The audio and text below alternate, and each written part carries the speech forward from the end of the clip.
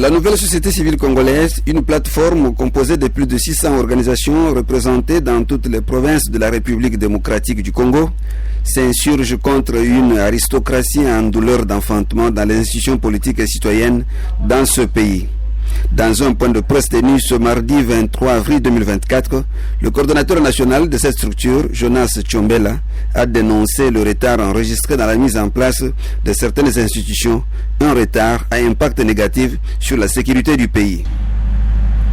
De consultation en consultation, tirant en longueur, comme si ces autorités ne sont pas conscientes de l'extrême urgence de la sécurisation du pays et son occupation par des armées étrangères du Rwanda et de l'Ouganda, avec complicité et bénédiction de la communauté internationale.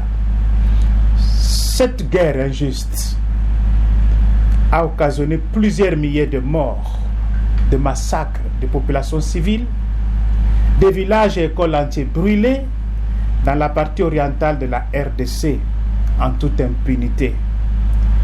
Que dire du sort de plus de 7 millions de déplacés internes exposés à toutes sortes d'intempéries? Bunagana toujours sous occupation des armées ougandaises et rwandaises. Le massacre de Kishiche, presque oublié. Que dire de la situation de la sécurité de nos compatriotes à Kiwanja, etc., etc.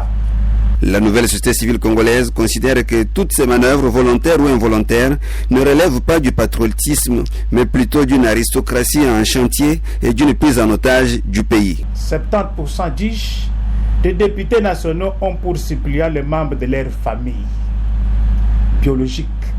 La nouvelle société civile congolaise craint que cette propension se répète dans la nomination des membres du gouvernement, dans la diplomatie, comme dans les entreprises publiques.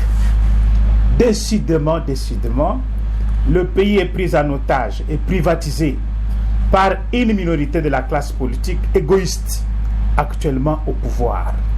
C'est toujours le même figure politique qui ont mis le pays à genoux et qui tentent de devenir ou de se maintenir avec les mêmes méthodes de positionnement familial. Le renouvellement de la classe politique, encore du chemin à faire en République démocratique du Congo, une promesse sans lendemain.